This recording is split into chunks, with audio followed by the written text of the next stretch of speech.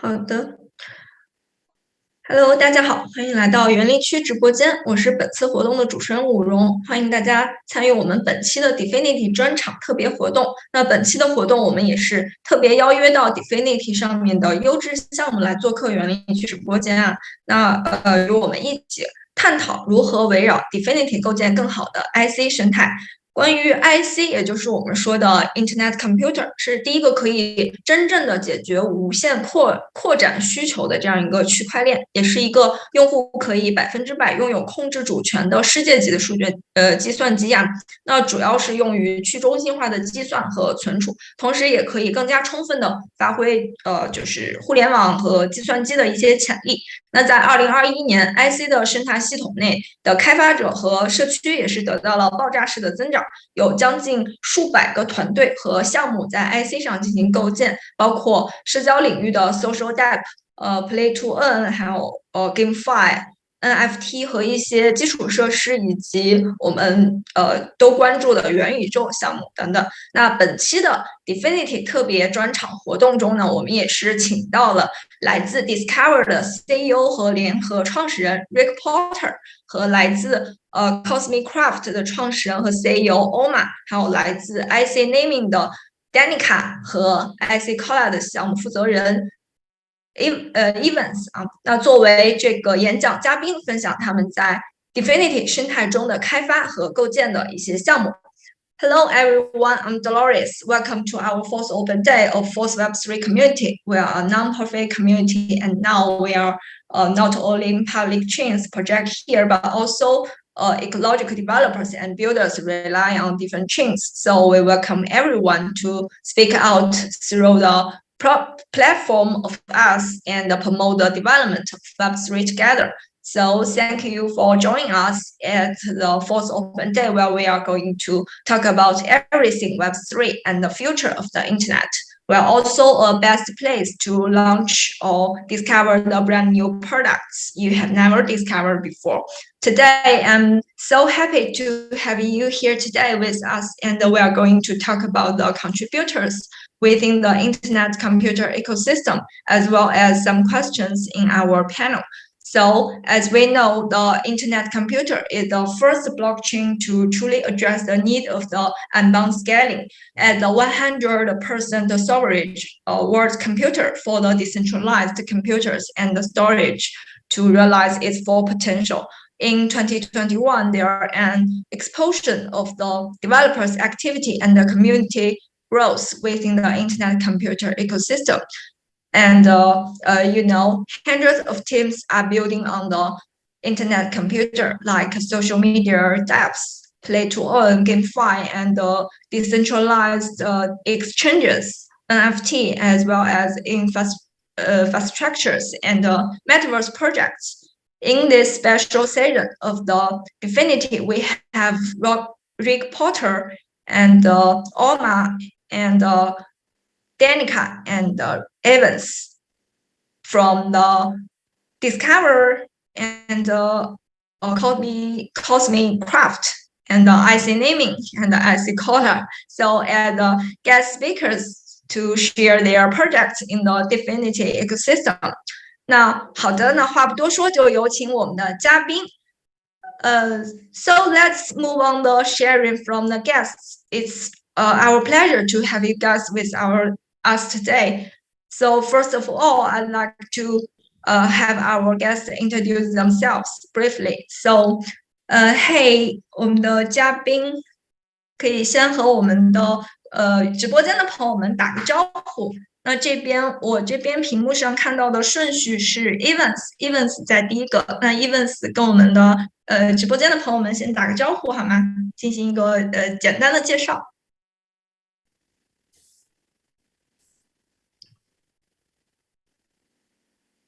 Hey, Evans. You were talking to me. Okay. So,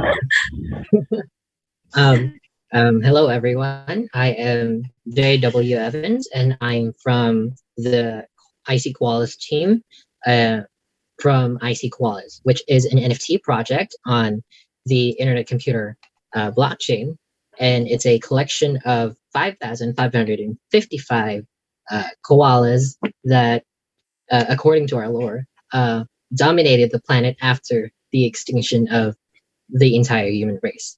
So I am part of the team as the head of project development, and I work with two other people on our team. One is the founder, named Jatin, and the other is Nanos, which handles our marketing.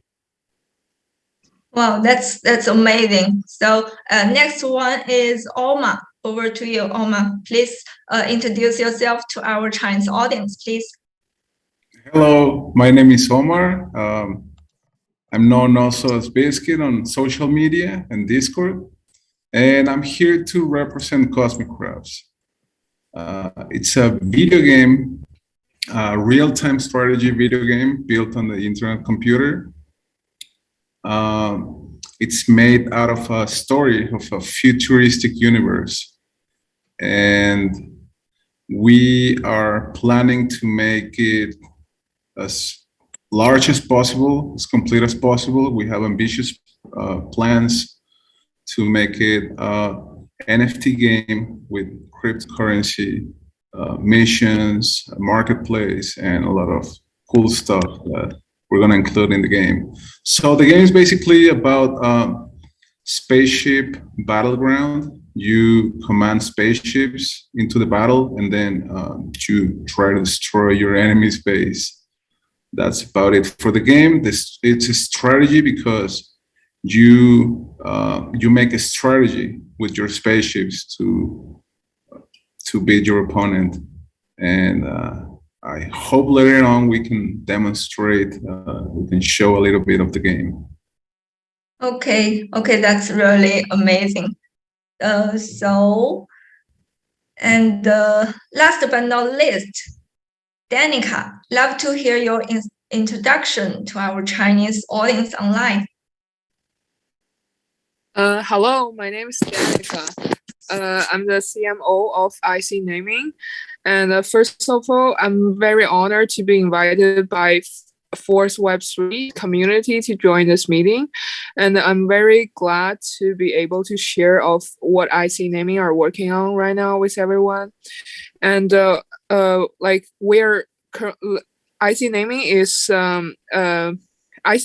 currently like we're doing working on building the connection between Web 2 and Web 3, and we're providing domain name service, and it's compatible with ENS and also the DNS, and it essentially is a name that can represent all your token address, so it's gonna be so much easier, and with totally decentralized identity and decentralized entrance. So we want to be the last mile of IC to provide the totally decentralized entrance. Thank you.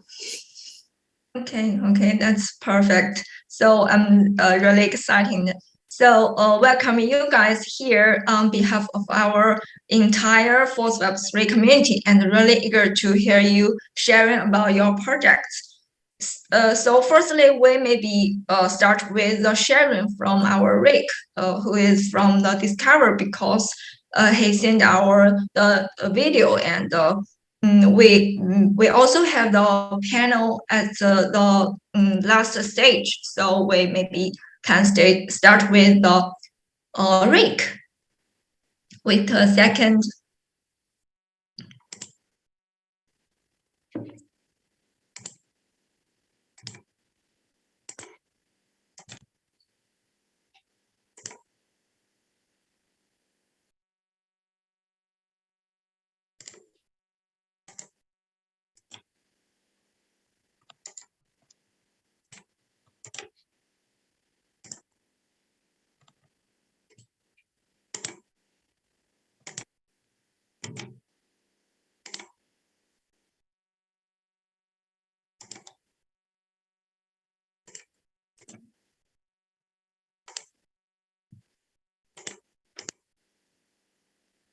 请稍等一下。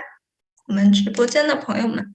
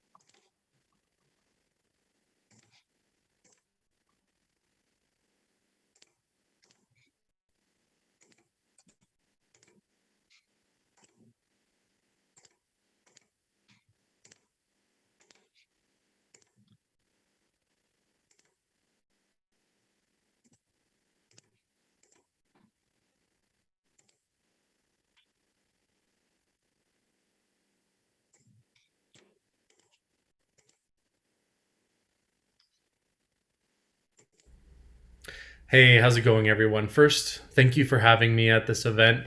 I'm pretty excited to talk about the journey that Discover has been so far and what it was like as an entrepreneur to build something that is completely decentralized, something that exists on Web3, and specifically the internet computer.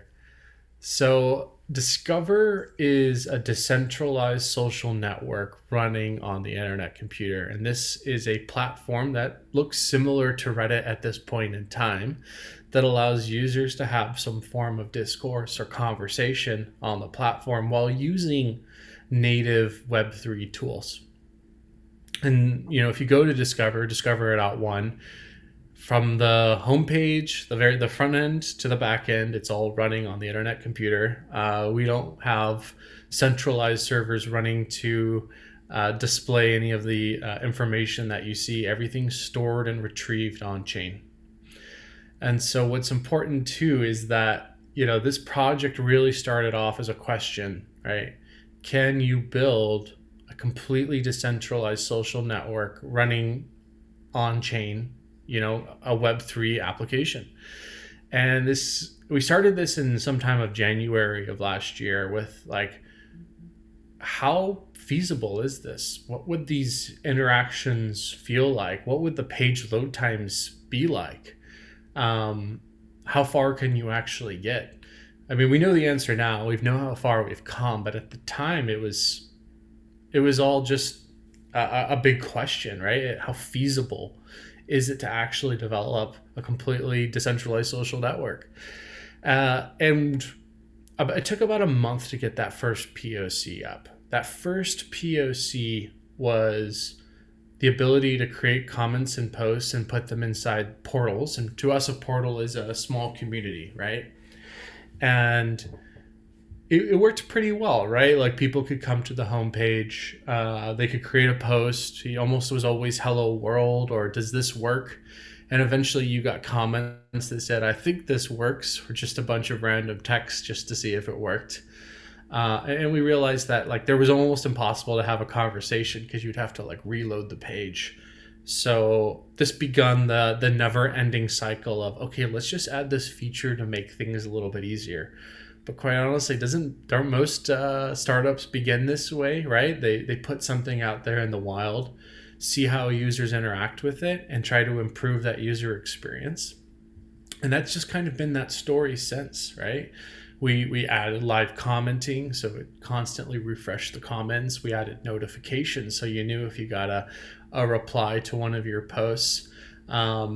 We made it easier to use your user profile and change your username. And then we started adding a base kind of token system that would track how many upvotes that you were getting. So you could actually use those tokens to create portals or build communities.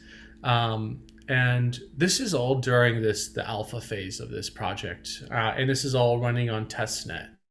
So we were kind of building up to what would the mainnet launch. And at this point in time, we had, a couple thousand people who have actually signed up for the platform and created some sort of content on the site. And I can't remember the exact number, but it was like 5,000 or 10,000 posts and comments were created over the testing phase.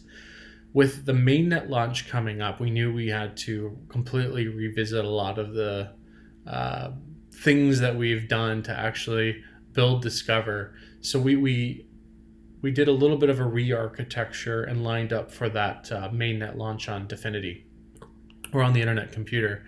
And with the launch of the InternetComputer, it brought new attention. It brought new users to the platform. We quickly went from a couple hundred users at the very launch of mainnet to thousands of users within the first month, with thousands of posts and comments. And this really created scalability questions, like how feasible will this continue to be, right? We were just deep in how everything was working, trying to understand what was actually happening within the canister and what was happening with the user experience. But what we quickly found was that with every problem, there was always a solution would come up. There was always a unique way of doing something. And I think this is what the important part of starting with Web3, starting your startup in Web3 instead of starting it with Web2, right? That was a question. How much easier would this have been done to do if we just use Web2 technology to get as far as we have? I don't think the challenges that we faced would have been there. And I don't think we would have had the learnings that we've done. Our architecture would have been designed for Web2, and it would really be about converting your technology to Web3. And I think there's a lot of strong arguments on why you would start with Web2 over Web3 is because you want to understand traction and growth. But for us, it was feasibility. How possible is it to build a modern Web3 application right now? And a lot of people who've been in Web3 or decentralized technology have faced quite a bit of different problems while building this. Before the InternetComputer, you typically would have a stack, which would be 20%, maybe 10% actually running on chain, with the rest of it being in some sort of cloud application or cloud service like GCP, AWS, or Azure. And then your front end would be served by a similar cloud service, right? So you're only looking at 10, 20% of it actually running on chain. So we really wanted to flip that script. What would it feel like to actually run, 100% on chain, or at least 99% on chain? And I think the results speak for themselves at this point in time. We're at 89,000 users, 650,000 posts and comments, millions of upvotes. Our portals, which are like small communities that are created by the users, total at over 200,000 or 300,000 members. There's custom roles within these communities, which is well over 200,000 custom roles at this point in time. And it's just growing, right? We're seeing about a 3% growth day over day at this point in time with the content creation itself. So we know it's feasible now. We know where our hard edges is. We know where we're going to face scalability problems. But since we've been doing this for so long, I feel like I'm just not super worried about them. I know that it's going to be possible to overcome a lot of the challenges that we're going to face with scalability. Now, Discover, Discover's has a lot of interesting features, in my opinion, right? But like the NFT gating is a very important feature that's come recently out of Discover in the last 2 months. And this is the ability to create communities that are gated by an NFT themselves. And this is all running on chain still, right? We're still having the ability to gate these communities using the protocols that these NFTs have established on the InternetComputer to restrict access to these communities.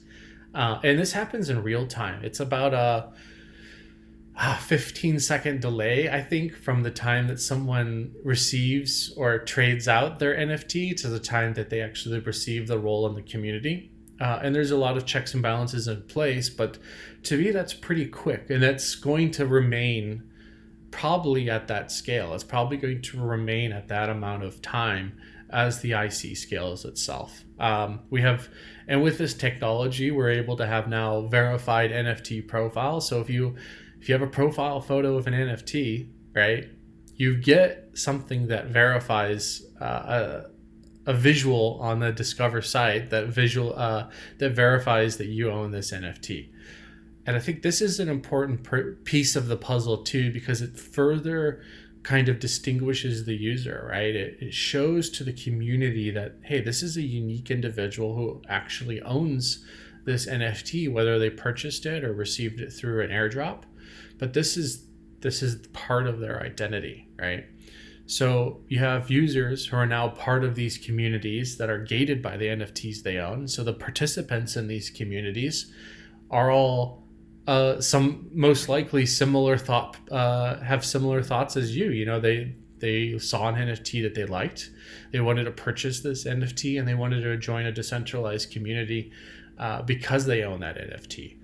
And we're going to see a lot of features around these specific types of ownerships and memberships. These kind of mechanics work their way out. And just while we're on the subject of NFTs, you know, one of the big things that we're thinking about right now is, you know, now that we know that you can gate NFTs, you can verify in real time, verify their profile photos. We think that we're going to start adding the ability to vote by your NFT ownership. So if you own one NFT, you get one vote. If you own 5 of these NFTs, you get 5 votes. And these aren't far out concepts. This is stuff that we've been talking about in Web3 forever. And there's some platforms that are doing it. But I think, you know, that's the thing about Discover is we look at that decentralized backlog, right? Like we want all this decentralized technology that does all these different decentralized things. And it's up to us to work our way through that backlog to kind of give those users that experience that they've been expecting from Web3. So forward thinking, right? You know, some of the big features that we're excited about for Discover is, one, the NFT voting, like we talked about before. We already have a vibrant NFT community on Discover. So it's an opportunity for us to actually allow these communities that are already gated by these NFTs to start driving decisions with transparent voting. You know, if you own one NFT, you get 1 vote. If you own 5, you get 5 votes. And all the votes that you're making on behalf of this NFT are publicly displayed within the portal with the vote that it actually went to. And I think this will help start driving decisions and governance for these smaller projects. Next is, you know, how do we actually start tapping into creating decentralized autonomous organizations out of these portals, these tokenized micro communities? And this is 100% going to be possible, right? We're going to be able to use the technology that Dfinity is developing through the SNS and figure out ways that we can plug this community into these tools to empower the users to start driving decisions. And there's a lot of like hoops to go through to get there, but after everything that we've done and everything I've seen, I'm absolutely confident we're going to be able to do this in a completely decentralized way running on the internet computer. And these DAOs, they can be tokenized, they could be multi-token, they could have different types of voting strategies. We're going to start diving through how this actually will work and how this should function on Discover. But again, there's a lot of confidence based off of other applications we're seeing on the internet computer and the Discover application.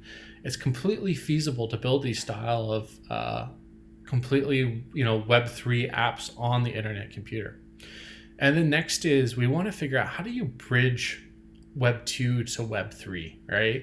You can't ignore Discord, right? Discord, that's most modern Web 3 communities are built using Discord's technology. And we see it as a way that we can start allowing these IC communities that are built in Discord to start gating or assigning roles based off of ownership or participation within the portal. So if you already have a role as a holder on in one of your portals and hold a role to an NFT, then you should automatically be getting that role assigned to you within the Discord server that you're in. And obviously we have to work with the admins of the Discord servers, but we know that we can come up with a strategy to make this process seamless, so that if you need to whitelist users or if you need to gate certain channels within your Discord, you'll already get that technology from Discover and it'll be seamless to plug into. Now, there's a lot of other features that we have floating around, but I think the NFT gifting is going to be something that's going to be fun, right? You're going to have the ability to wrap up any NFT that you own right now, put it in a package of some sort, and gift it to another user. And that's I think it's going to change the dynamic a little bit. Now if you see great content, you can reward that content. If you have an extra NFT, you can give that NFT away as a reward for good content. And I think that's going to be a very create interesting dynamics. But what's important here is that, IC has extremely cheap gas fees, right? So it's not like it's going to cost an incredible amount of money. It's going to cost tenths of cents to actually do these things, which Discover will handle. We'll make sure we make this process as seamless as possible, right? And there's a lot of other interesting things that we have in the pipeline, but we know we have a highly engaged community, and very thankful for those who have been part of it, because we want to make it better. We have more of these NFT drops coming up, more ways to help your project actually accelerate itself on the internet computer. So the last subject I really want to go over is the composability of building applications on the internet computer. And let's just start really high level. So when you go to discover.one, it queries one of our backend canisters, which returns the portals and the posts and all their comments. It also returns the user and then their profile photo. And that profile photo is literally the NFT that exists on that NFT canister, right? And that's pretty easy to imagine, right? It's because the NFTs on the internet computer, the assets are actually stored within the canister. We retrieve it and display it directly. And when you go to your airdrops wallet and you look at all the different airdrops that you have, all those NFTs, it's querying 12 different canisters to get those NFTs. And that's pretty easy. That's a pretty easy concept. I mean, that exists currently in most modern wallets, right? But let's say Discover wanted to have, for every portal, they wanted to have the option to have a marketplace, right? So you go to a portal and you want to be able to trade, buy and sell NFTs for a specific collection, let's say. But would that mean that now Discover needs to build some sort of marketplace or design a protocol for a marketplace? And the answer is no. Basically, if a team like Entrepot, we could tap into their protocol. We could hook our portal into their protocol and create a UI on top of it that displays it directly within inside of the portal's marketplace. And this is kind of a weird concept, but it's not too crazy, right? We've seen these concepts in Web 2, and we've talked about them in Web 3, but in Web 3, the user already has an account for that marketplace because it's driven by their principal ID, and their account is their Discover account, which was created through the internet identity. So automatically these users already have accounts on these other services, and they just need to be plugged into Discover. So just to dive into that, go over it one more time. If someone develops an open marketplace protocol to buy and sell NFTs, and they follow the internet identity or follow the standards that the internet computer has created, Discover can simply plug its front end to their back end without having to create other types of sign-up flows, right? You already have your identity. It'll already work with that canister. And there's a lot of things that can be done for, right? The NFT gifting service is another one that's going to be built completely external of Discover. We're not going to, it's not our backend. It's going to be another team's backend. But because they follow the internet computer standards, and they already have their Discover account and they already have an NFT, they'll be able to do all these actions directly on Discover without Discover having to develop the backend to do that. Now, this is continued for all types of third-party applications that can be integrated with Discover using the InternetComputer's protocol. And we're going to see more composable applications built this way. And I know, the metaverse is such a buzzword right now and everybody's using it. But if you start, stepping back and thinking, okay, the future of a front-end application could be a composition of multiple back-end applications where the user doesn't have to go off and create a bunch of different identities for these specific applications. They already have an identity and they can start interacting with these applications. And I think, in a year from now, this will be a typical conversation. You'll have large scale, IC or internet computer applications built that are a composition of multiple applications coming together to form a single application or a single user experience. And I think the power in this too is we don't have to integrate with a single marketplace. We don't have one marketplace integrated. We have multiple marketplaces who are integrated, who have multiple ways of doing things. But as long as they follow a similar protocol or a similar standard, we'll be able to simply plug Discover's backend into these applications. So to end this on a note is, if you're developing something and you think your backend could be a fit for Discover, reach out. hello@discover.one, post something on Discover's site. We'd love to hear from you, and we'd love to figure out how we can collaborate together. Awesome. Thank you for the time, everyone. This has been great. And again, reach out if you have any questions. Later.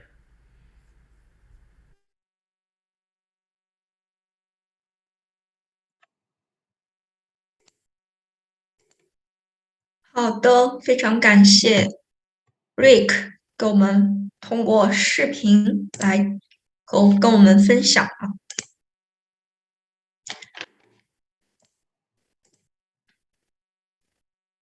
大家稍等一下。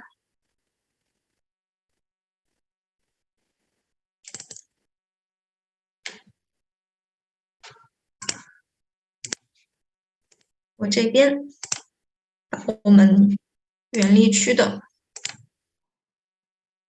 PPT 也分享一下。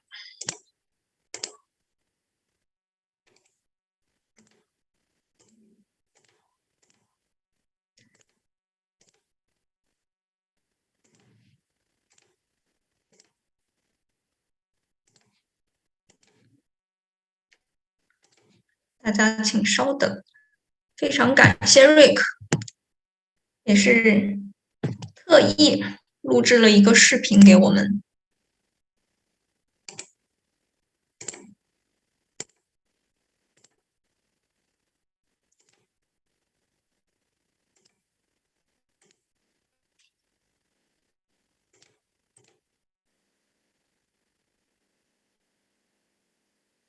好的。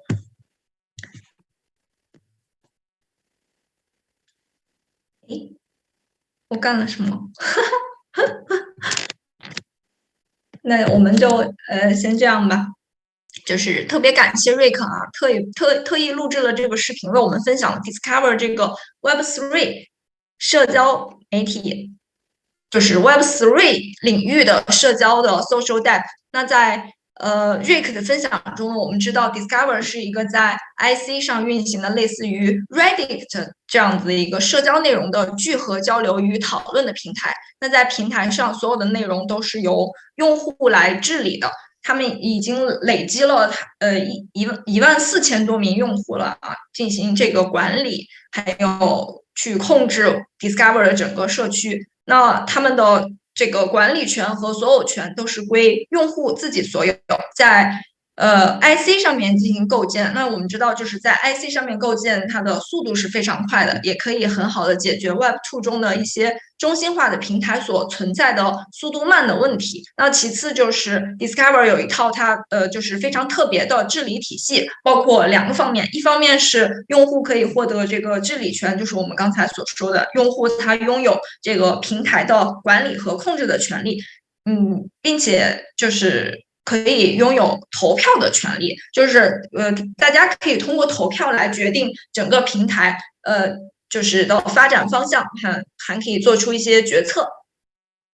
那还有就是第二个就是他们可以通过在平台上进行参与和点赞等等方式来获得一个选票，也就是我们所说的用户可以通过就是对自己管理和创建的帖子还有评论和内容进行一个投票，通过这种参与来获得就是治理的权利。那从本质上来讲 ，Discover 就是希望就是对社区贡献最大的这个社区成员，还有最有价值的社区成员来治理 Discover 这个平台，并且进行一个运行和管理，最终可以决定平台的就是发展的方向。那后面呢也会随着 Discover 的继续构建，会通过一些包括像社交代币啊，还有调整算法等等方式呢，进一步完善这种授权的模式。同时 Discover 也会就是在搭建一个叫做 Social Fabric 的开放式协议啊，那就是允许任何人可以使用 Discover 这个工具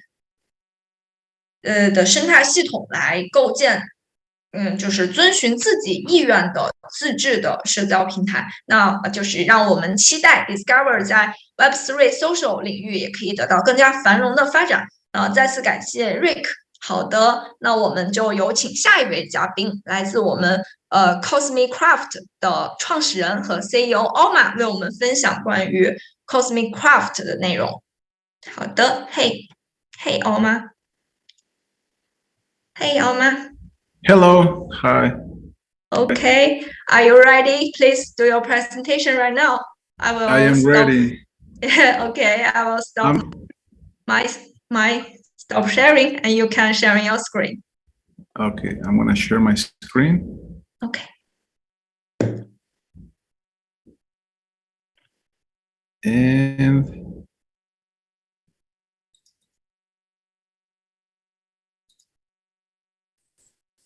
yes, we can see that. It's perfect. Okay, so just give me 1 second, please. Okay. Okay, so this presentation is about the making of Cosmicrafts, which is how we made the art.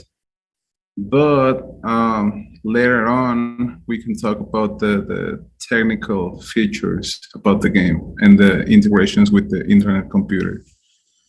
So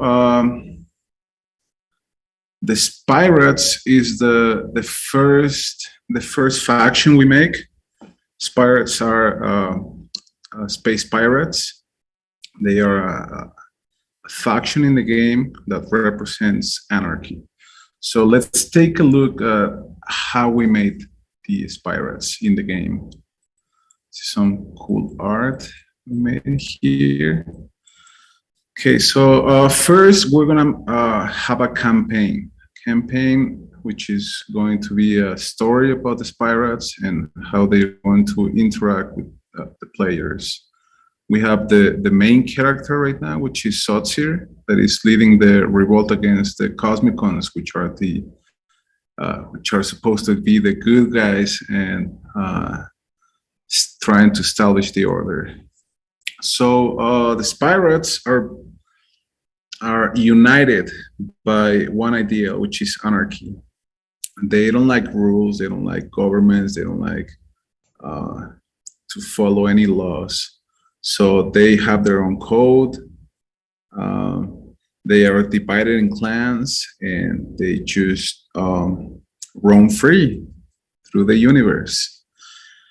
To talk about a little bit of why is this important to Cosmicrafts is because it's our first original creation. Before the Spirats, we were using spaceships without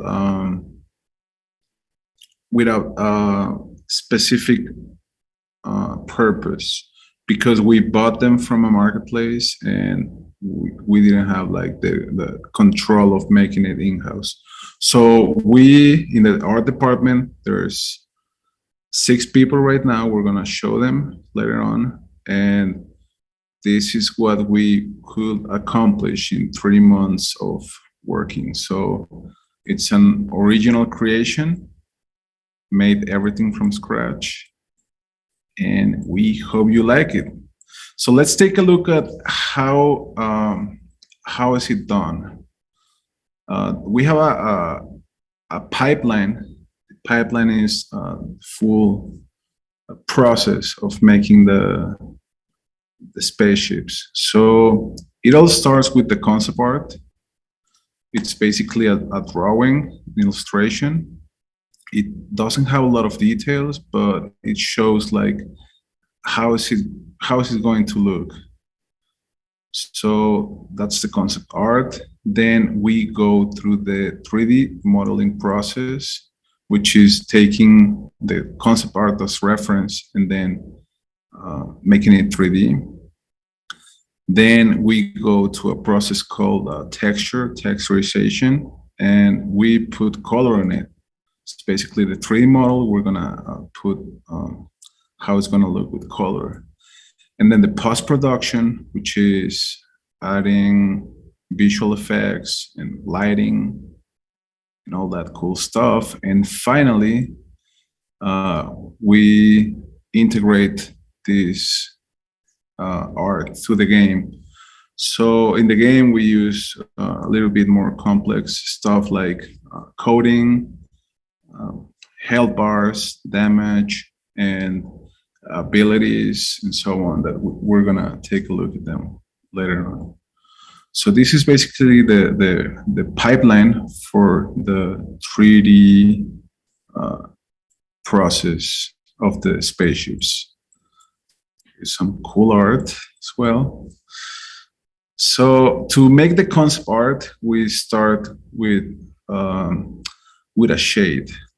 So it's basically like, what's this Pokemon right here? It's like just a reference, like an idea of how it's going to look. It doesn't have to have line art, but it gives you a sense of the potential of how it might look. And then when it looks good, when we decide that it's looking good, like it's looking attractive, we follow the line art. Line art is giving it like technical specifications, like features inside the shade, which are going to, let me just give it a little bit more zoom. So yeah, we have more detail here. It's more detail. We give it like a 3-dimensional space, although it's just illustration. And yeah, from shapes to shades to technical drawings, we ensure that it's gonna look it's gonna look good. Like people is gonna like be interested in this. At least I think that's what I would think. And then some more cool art. Then we go to the 3D modeling process. This is basically taking the concept art and then make it 3D. We use 2 different programs for this. We use Maya and Blender. I rather use Blender because it's open source and it's supported by the community. Also, I like Blender better. My skills in Blender are way better than Maya. So yeah, we basically model it. We use the concept as reference, try to make it look as much as possible as the illustration. And then we make another process called the UV maps. The UV maps are, oh, that's later on. Okay, so before the UV maps, what we do is we have to optimize. So the 3D is made out of vortex, and we need to keep them as low poly as possible, because for the game, we need to be optimized. So a lot of polygons are going to make the game slow, which are problems that we're having right now, and we're trying to fix it. But that's part of the 3D modeling process that we need to optimize, and we need to make it, it has to look good, but it still has to be usable in game. So that's the next part, is the UV and texturization. UVs are, is basically wrapping up in 2D, so we can paint over the 3D model. This process is a little bit complex because it's a technical process of the 3D pipeline, in where it's just we have to make it 2D space so we can paint over. So here you can see what the UVs look like, and this is a reference of paint over. Paint over is basically we put the 3D model on Photoshop, and we paint over the 3D model, and then we get an idea of how to make the textures, and we finally do the textures. So for the textures, the final textures, we use Substance Painter. This software is just the best we can get for making textures. It gives us what is called the PBR. It's what's closer to the reality of textures. But still, we are making the game, we're making it look like a cartoon. So that's the next step of the process. Following the rigging and animation. This is the coolest part for me of the 3D, because it's making it's like making establishing where the movement of the 3D models are going to be. This can be compared like making bones and articulations. So we can see here that, like, for example, this wing is made of like different parts, and all these parts can have movement, and that's that we call the rigging. When we do the rigging, we're making the bones, the articulation, and we establish how the 3D model is going to move. And then we go through the animation, which is pre-made animations of, let's say, for example, if the wings are moving, we save that animation, and then we can use it later on in the game. That we're gonna take a look at the next step, which is the post-production. The post-production is basically, we take a render from the spaceships, and then we correct the color. So like here, we try to give it different colors, and then we add the visual effects. So we're trying to make that every spaceship has a unique and different visual effects, like the attacks, the cannons, the thrusters, the shields, energetic shields they have. And yeah, this is the post-production. I'm actually doing myself this part of the process. I use After Effects and Photoshop for this part. And yeah, we can see like the visual effects, fantastic visual effects we use. And we finally go to the game integration. So all the process we just saw, we take it to the game. We basically integrate the 3D model, the textures, the animations, the visual effects, and we code. I'm not personally a programmer. I know a little bit of coding, but I'm not like the main coding guy. for the project. And yeah, I'm more like a technical artist. I integrate all this, and then we have systems. We have systems where we just import the files, and then we set up in a scene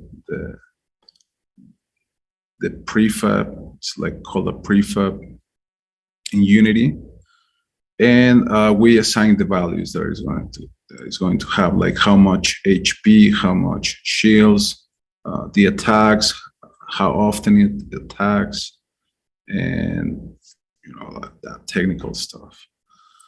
And that's basically it for the pipeline. For the conclusions, in 3 months that we've been working on these pirates, we have an idea of, we got the better idea of what it's going to be like integrating spaceships to the game, because the plan is to make campaigns, to adding at least 4 times a year, be adding new spaceships, new characters, new stuff to the game, more story. So the idea with this demonstration is to have a better understanding on how can we achieve production for the art on Cosmicrafts. And let's take a look at the people working on the art department. So I'm basically leading the art here, but I've worked through the different process. We have Vladimir, which is the 3D artist. He is the modeler, and he makes the UVs. We have Ingram, which is the concept artist. Ricardo, which is the 3D artist, but he's specialized in the textures. So basically, Mu makes the 3D models, and then Ricardo makes the textures. And then we have Angel Macora, which is the concept artist, but he's now in charge of the Unity integrations. And then we have Brian, which is the graphic designers. So far, we've been over 1,500 hours as team. The softwares I mentioned we used. And that's basically it. This is basically it for the art pipeline. I hope you guys liked it.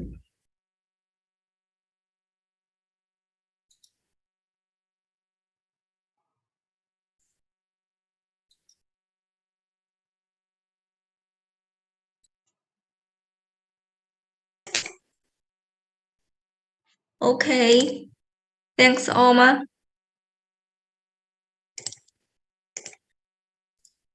Thanks, Dolores. Thank you.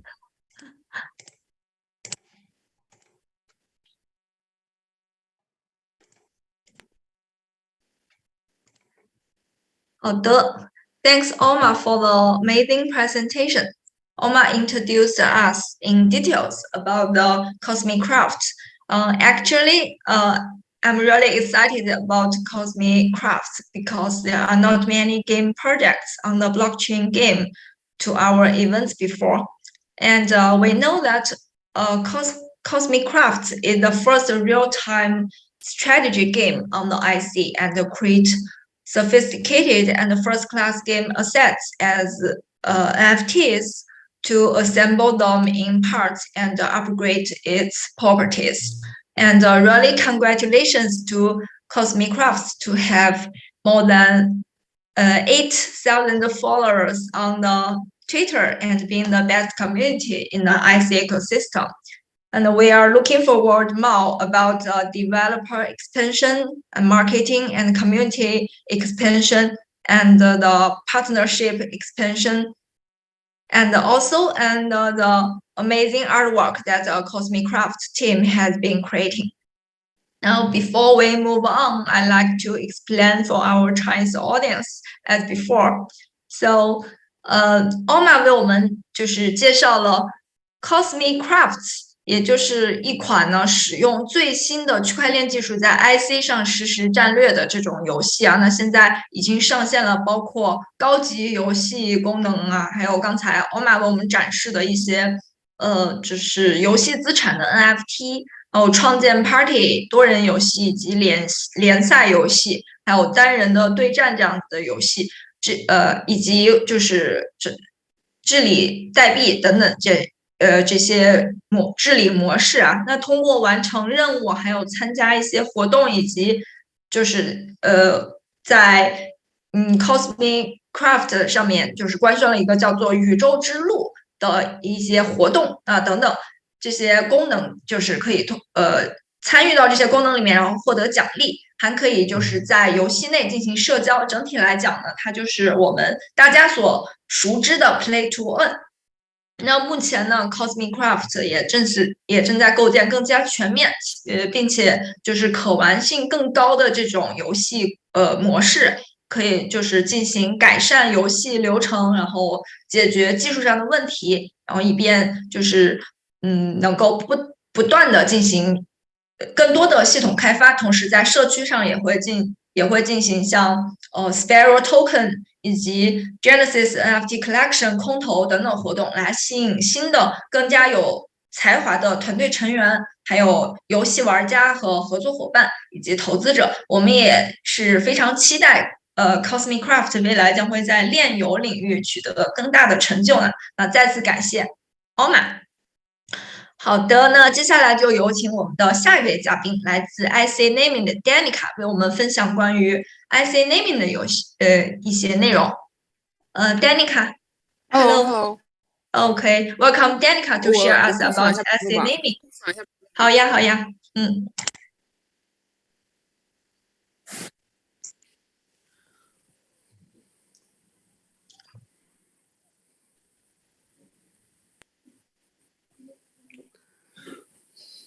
好的，好的，可以看到。可以看到是吧？可以的，可以的。听得到吗？也可以的，可以的，可以的，非常好。好的，好的。Today my topic is IC naming, the last mile of IC. As we know, IC can be refers to decentralized AWS, but why would IC being named that way? Essentially, the developing of IC smart contract that runs on a canister, it is capable of computing, storing, and has its own memory. That sounds pretty much like EC2 in the AWS, right? The smart contract that runs on the IC are merely identical to each EC2, which unites and forms the decentralized cloud. Because of the decentralized stores that IC owns, it differentiates from the smart contract that being deployed on EVM. IC could deploy the dApps on the IC directly. Therefore, the dApps that runs on the IC are 100% decentralized app. However, when we are visiting those apps, we still have to use the traditional domain name, i.e. the non-decentralized server name. Therefore, IC naming are here to provide support for the last step that IC dApps needs to complete the 100% decentralization. That's why we call IC naming the last mile of IC. IC naming will provide decentralized visit for dApps that build on IC to make IC achieve complete decentralization. Okay, next.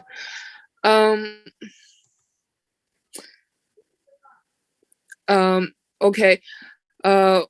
Why IC naming?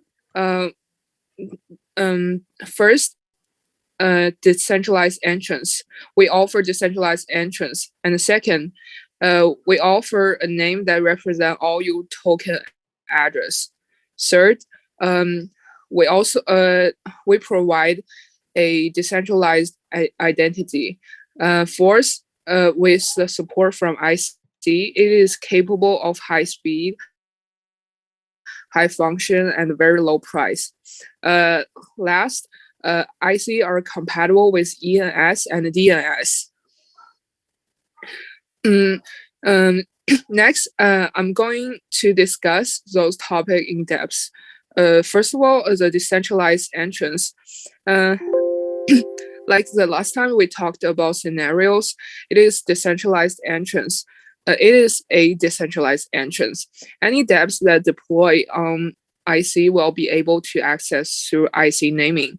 As we know, the centralized DNS has the potential of being hijacked and polluted.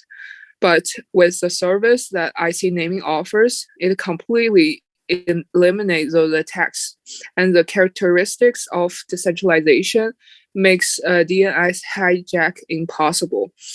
Everyone could access to the newest DNS data through the decentralized service. And it also isolates the potential of DNS cache pollution. Essentially, IC naming offers decentralized name service as a reliable, decentralized entrance for everyone. Second, name as a readable identifier, the user can complete the transaction between different tokens under one name. It can be done by simply remember one name for the transaction, which would greatly enhance the convenience of transaction between users. Remembering a Bitcoin address is too difficult for the most people. Therefore, if a name can represent all your Bitcoin and the Ethereum address, it will be much easier.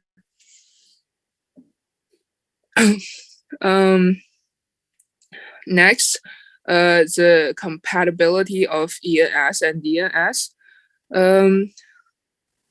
The slogan of IC naming is to break the boundary and connect the world. Since the moment IC naming was created, we hold openness and the transparency as our core value. Therefore, IC naming is open source since day one. IC naming are opposed to construct a split world. As such, we were meant to create a compatible service with traditional DNS and the ENS service that build on the Ethereum ecosystem to connect the Web 2.0 and the Web 3.0. The reason that we are also compatible with ENS is due to the pricey gas fee charge on ETH. For example, a while ago, I had registered an ENS name. It cost me $5 and the $240 gas fee, which is too expensive. IC naming will be compatible with ENS and provide ENS user with support of ENS resolution services on IC naming. ENS users could also use IC naming to obtain inexpensive and compatible service that the price is so low, which become almost negligible in comparison to the gas fee of Ethereum.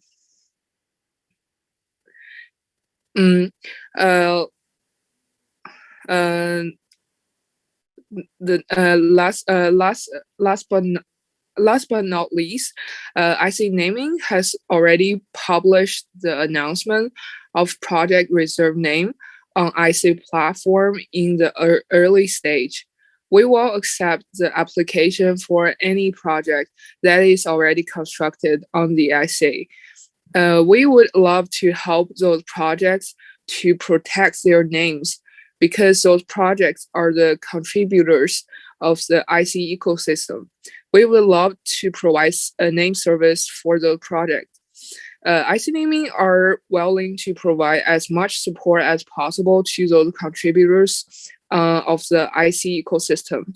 However, we will not be limiting our service to just name service. We welcome all the project team on the IC to contact and collaborate with us. We will provide support for those projects in need. last but not least, breaks the boundaries and connect the world. Thanks everyone. Okay, the next section gonna be Q&A. If anyone has question, you can ask me. 好的，好的，谢谢。谢谢。谢谢 Danica。就是我这边还有一个 Q&A， 有人需要问什么问题吗？就是咱们后面会有一个圆桌，然后我们这边是准备了3个问题。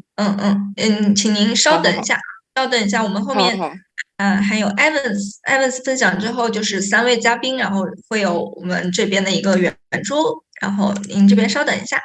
行，好的 OK。Thanks, Danica, for the amazing presentation. Danica introduced us in the details about the IC naming. IC naming is to break the boundaries of Web 2 to Web 3 and build an open, transparent, to-use name service. 那也是就是在我们到下一个环节之前呢，我这边也是大 IC naming 稍微来做一个小小的总结啊，就是刚才在 Danica 为我们分享的内容里面呢，我们知道 IC naming 它的愿景就是打破 Web 2到 Web 3的一个界限，然后构建一个开放、透明和低廉的易用的这样一个域名服务。那 IC naming 就是通过一整套完善的 DApp、SDK 和浏览器拓展等等产品，为我们构建了在 IC 上面的这种域名的服务器。那我们知道域名是互联网中非常重要的这个基础设施，但在Web 2中呢，域名就是面临了种种比如说被劫持、被攻击的一些风险。那因此呢 Web 3中呢，我们也是就是想要构建去中心化的域名，比如说现在就是大家都知道的像以太坊的这个 ENS， 但是以太坊上面就是 gas 费很高嘛。那 IC naming 就是这样一个可以访问 Web 3的名称，然后也可以拥有用户名、存储头像以及各种个人资料数据来存储地址和就是接受数字资产啊或者 NFT 等等这样的跨服务使用的这种去中心化的域名服务器啊，是构建在IC 上面。那未来呢 IC naming 也会构建比较就是更加公平的分配机制，包括像这种名称交易啊，还有拍卖平台，后面也会兼容比如说像 ENS 或者传统的 DNS 等等，去推进不同公链的去中心化的这种域名的合作，还有与传统的域名服务商的合作等等啊，建立就是更加广泛的兼容性。我们也是期待 IC naming 就是未来会集结各种去中心化的域名系统的优势，然后迅速发展 Dfinity 生态，成为 Web 3中用户数字身份的这个最关键的这种数字载体哈。感谢 Danica。那接下来就有请接下来就有请我们的下一位嘉宾 ICKoalas 的Evans。Hey Evans. Hello everyone. I am Jw Evans from ICKoalas. Okay. And I'm here to talk about our project, which is ICKoalas, and what we plan to bring and add to the internet computer ecosystem, especially what concerning NFTs and the NFT space within the internet computer ecosystem. So before I get to the roadmap, I'm going to give everyone a brief introduction to what the project is. So ICKoalas is a collection, an NFT collection on the internet computer blockchain. It is a collection of 5,555 koalas that will offer the holders who will mint it will be offered many holding benefits for both the short, medium, and long term. So yeah, that's the entire goal of the project. It's to maximize both the holder benefits for the short, medium, and long term, and to also contribute to the internet computer ecosystem, especially in terms of NFTs.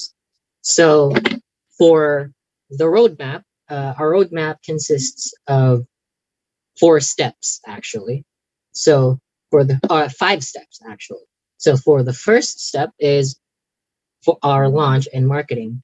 And this launch and marketing will actually, the launch will actually happen today, March 29th.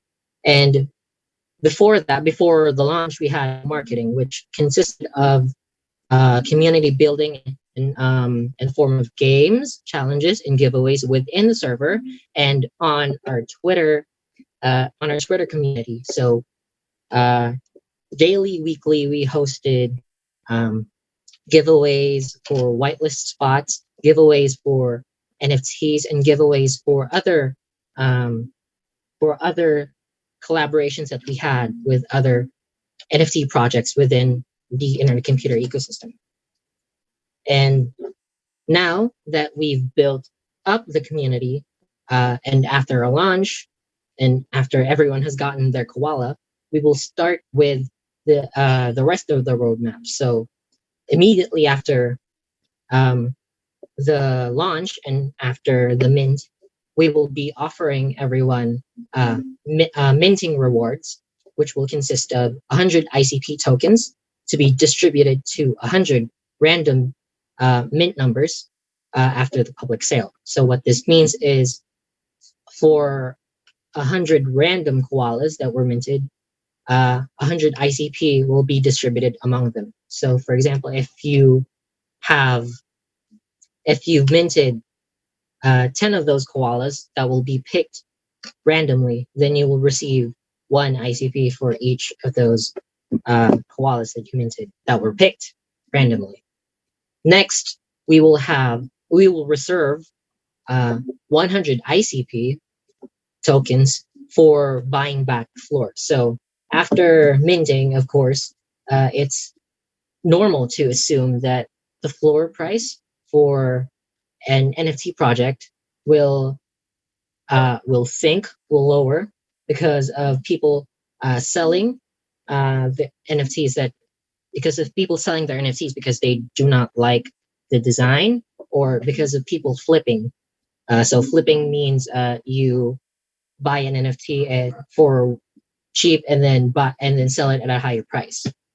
So we expect that to happen. So we're reserving 100 ICP for floor buybacks so that we can raise the floor and promote even more trading volume for the rest of the project's run. So after that, we're going to have the community treasury. So what the community treasury is, it's a vault where we will have rewards for our holders, which we will distribute among them periodically. So what will the community treasury consist of? The community treasury will consist of NFTs that we will buy with a 200 ICP budget that we have reserved for the community treasury vault. And these NFTs will be given away to our holders. So why would we do that? Why would we create the community treasury vault? The simple answer to that is we want also to contribute to the internet computer NFT ecosystem, and we can go about that by buying NFTs from other collections, which will boost their trading volume, and we can offer those NFTs that we bought on the secondary market, such as Entrepot, to our holders. So it's like hitting 2 birds with 1 stone. We help other projects and we help our own. And that just helps the entire NFT space overall. And then after all of that, we will start development on our unique mutation mechanics. So if you are not aware, ICKoalas is actually the first NFT project within the IC ecosystem that will be offering that will have a mutation mechanic. So this mutation, what is a mutation mechanic? Mutation basically allows you to get an entirely new NFT by burning the NFT that you currently have, together with another one that is distributed that will allow the burning to occur. So for us, we will call that the noxious leaves. So these noxious leaves will be distributed, will be airdropped to every one of our ICKoala holders at a 1-to-1 ratio. So everyone who holds one koala will receive one noxious leaf. Everyone who holds 2 koalas will receive 2 noxious leaves, and so on.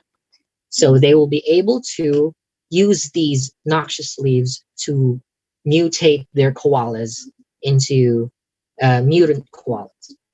So they will burn their original ICKoala NFT along with the noxious leaf, and they will get the mutated NFT in return. So the purpose of that is, one, to introduce a deflationary mechanic to the collection, to the original collection, by reducing the overall supply. So we're starting with 5,555. By reducing that through burning the supply to get the new collection, we're making them scarcer. And by making them scarcer, we're making them more valuable. Same goes with the new mutated collection. Since the new mutated collection will have a lower supply than the original collection, it will be rarer and thus will be more valuable. So that is the goal with the mutation mechanic that we'll be introducing. So after that, now that we've done the community treasury vault and the minting rewards and the noxious leaves and the mutation, after that, we will start thinking about future integrations with other projects on the ICP blockchain, such as metaverse integrations. We can offer metaverse avatars for our community.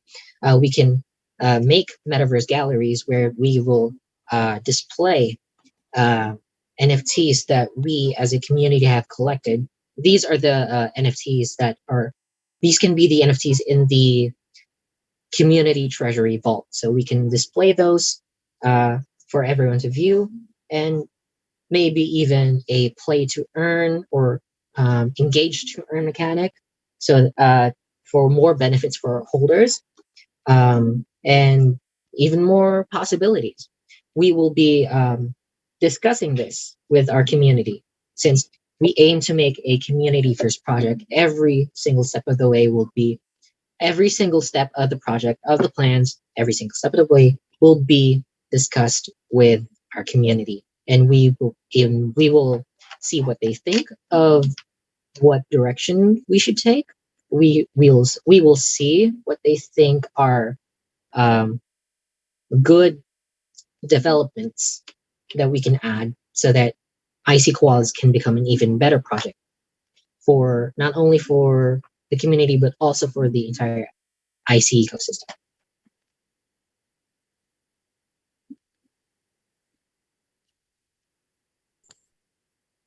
Okay. And that, Okay, go on, please. Yeah, thank you for listening to my explanation of our roadmap, and I do hope that you will participate in this plan of ours, especially with regards to our plans to contribute to the internet computer ecosystem development. Okay, that's really awesome. So, really thanks, Evans, to introduce us in details about ICKoalas. So, we know that the ICKoala teams really provide us with community utility and a fun experience really gave us a nice surprise, such as the upcoming ICKoalas launch. And so really hope that more people will join the ICKoalas community in joining these exciting projects. So before we move on, I'd like to explain the ICKoalas for our Chinese audience. 那在Evans 的分享中呢，我们知道 ICKoalas 也是 IC 生态中的一个非常有趣的 NFT 项目啊。那就是不仅有大量的考拉的 NFT 奖励给社区的参与者们，也不断的在和就像我们刚才所邀请到的 Discover 这样的内容社交类平台进行一个合作。那未来呢，也会构建成一个内部生态更加繁荣的考拉社区。就是让我们期待 ICKoalas 的下一步发展，也是非常令人期待的哈。那刚才Evans 也是讲解了一些考拉社区内部的一些包括空投，还有就是 NFT 的一些运行规则吧。希望我们的直播间的朋友们可以去 ICKoalas 的 Twitter、Medium and 一些他们的公众平台上去了解这个非常有趣的项目。那今天呢，当然我们也是同样也是准备了圆桌问题，就邀请嘉宾为我们作答。稍等一下。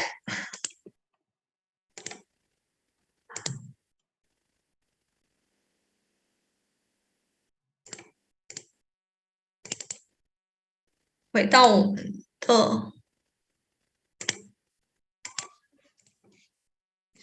我们的圆桌问答环节。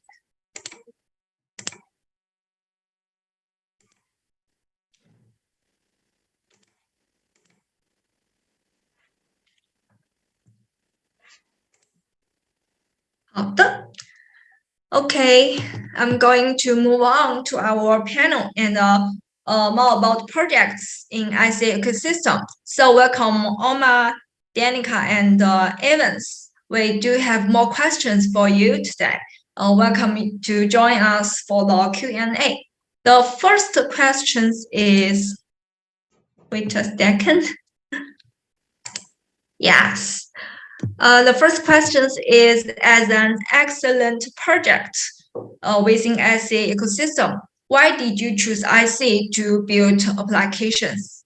And this question is for both of you guys, so it will be really fun to get into that. So maybe we will start with Omar. Omar, would you please answer this question for us firstly? Sure, of course, gladly. So there's a lot of reasons why we choose the internet computer. I'm going to start with it's just the best platform we could ever choose. There is no other blockchain that we could build a crypto video game with all the features we plan to do. So we have a list of the reasons why we choose the internet computer over other blockchains based. So first, because of Dfinity Foundation, we believe that it's a strong organization. It has a lot of developers, a lot of people working on it and making it better. So we feel safe that we have such a team backing up the internet computer, and yeah, that's one of the reasons. Another one is the structure of the canisters and the smart contracts. So in traditional blockchains, we have the smart contracts, which are basically deployed, and once they are deployed, they cannot be changed. This doesn't help us with Cosmicrafts because a game needs to be updated constantly. And this is a great feature of the internet computer because we get to choose. We get to choose if we need to update a canister or we decide to remain the code intact. There's also a feature that we can decide if parts of the game are going to be like divided in canisters, right? We can divide the game in canisters, and those canisters, like for example, the tokens or the NFTs, we know we're not going to change them. So we can define that on the Internet Computer. Another thing that why we choose is because of the reverse gas fees. This is a unique feature of the Internet Computer, and this is the key for Cosmicrafts on the free to play, because if you try to play any other crypto game, you have to pay for the transactions, and this is a big barrier for new players and for people that don't know anything about crypto, because on the Internet Computer, they can just get a wallet and they can start playing and they can start earning NFTs and crypto. And this is just not possible on any other blockchain. So this is a big reason why we chose. Another one is the cost efficiency. It's the lowest cost transactions on any other blockchain. And another cool thing is that it's paid in stablecoin. So while, for example, on Ethereum, we have to pay with ETH, and then the cost of the transactions gets higher and higher with the Internet Computer, we have a stability. We know we're going to pay in stablecoin, and we know that our costs are still low compared to any other blockchain. So we know the data. We know that around 1 gigabyte of data on Ethereum will cost around $100 million, while on the IC would just cost $5 a year. So that's just some statistics. And another cool thing about Cosmicrafts is we were considering other blockchains. And I'm going to set Solana as an example.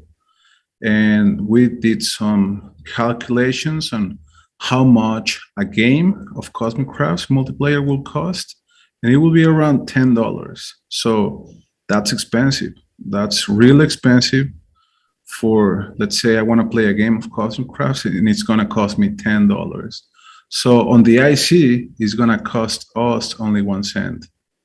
And that's another like big reason why we are on the Internet Computer. Another one is the early adoption. I think we are early. We're pioneers on the ecosystem, and we're here at the right time. And we started developing Cosmicrafts on the Internet Computer just a few months after the release, the Mercury release, I think. And that gives us an advantage over other projects that may come later on, because we're already here. We are already developing the technology, and we have a community, which is like the awesome thing we could ever have here on the Internet Computer. We're basically running thanks to our community, because without it, we wouldn't be anything. So another feature why we have chosen the Internet Computer is the real-time game servers. This is a unique feature that it might be available on other blockchains, but not as good as it is on the Internet Computer. So just to set an example of what real-time game servers are, every action, every click, or every key we type, it counts as a decision. And every decision, it's on real time.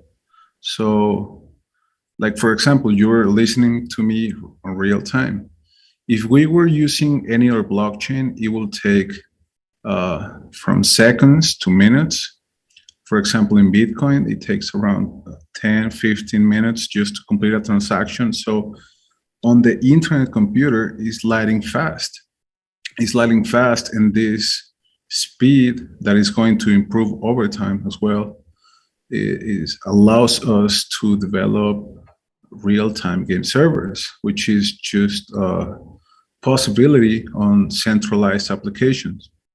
And we developed the technology to be able to do it on the internet computer, and it's working. It's working real good, and we expect Dfinity to improve the high latency that we have sometimes, but still it works pretty good. And finally, last but not least, is because we entered the developer grants program. So we're closing right now our first developer grant program of $25,000. It was a 6-month period, and Dfinity helped us. They helped us with the resources, not only money, but with technical. And that's a big reason, because it brought to life the project that we were using our own money to develop, and then we had this support from the Dfinity Foundation. So that's something that definitely helped Cosmicrafts be what it is right now, and what the potential to unleash the full potential of what it's going to be in the near future. So yeah, I think that's about it. Okay, that's really great. Now, before we move on, so Danica, do you have any additional ideas? We'd love to hear your thoughts as well. Oh yes, I agree with what Omar said, and I think Dfinity is a platform that offers better smart contracts, and it also combines the storage and as well, and also like the gas fee charge. They charge the gas fee charge to the developer instead of the user. So for the user, it will be much easier to access to the blockchain, because a lot of people are so how to say that, it's like people are afraid of trying new things because they don't know how to do it at first, and also they afraid of the risk. But Dfinity took the risk and replace the risk to the developers, so user has less risk when they are exploring the blockchain. And also the smart contract, because I see smart contract is much more powerful than EVM. It can programming a lot of complicated logic apps, and also under this model, smart contract plus storage, we could on the IC, we could actually store a complete NFT. We don't have to rely on IPFS to complete the storage. But if it's in the EVM, we can't do that. We can't store a complete NFT photographic data. That's why IC is a very powerful product for the developer, because it supports a very powerful and innovation, and it also makes developing and creating new things much easier. And in the future, NFT and Web3 would probably have like more drastic developing under IC's ecosystem. And that's also why IC Naming chooses this platform, which we chose Dfinity, because we think it's much superior compared to others. Thank you. Okay, yes, awesome. Evans, would you like to give us more about this? Okay. So as Omar and as Danica said, the main things that made us choose the Internet Computer over other blockchains are, the speed, the cost of transactions, and additionally the rate of adoption. So transactions on the Internet Computer network are faster compared to any other blockchain, right? So with Ethereum, my experience with interacting with Ethereum is it takes a long time, especially when there is congestion in the network. For Polygon, which is which is a layer 2 solution introduced for scaling Ethereum, the experience is not as bad, but there is still some wait time involved, especially in the recent weeks. Polygon has been experiencing a lot of slowdowns. So on IC, this is not a problem at all, because transactions are processed really fast, right? They're processed, in fact, at web speed. So it gives a much more pleasant experience, especially for NFTs, for NFT minting, for NFT mechanics such as play to earn games, staking, and stuff like that. Transactions don't take a long time. And then next point is the gas fees.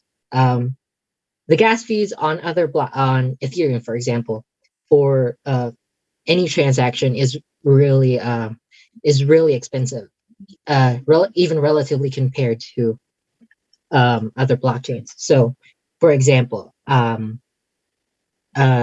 project, an NFT project, mints for some amount of Ethereum. You have to consider also, on top of the mint price, the gas price that you're going to pay. So, for example, you have the mint price is $300.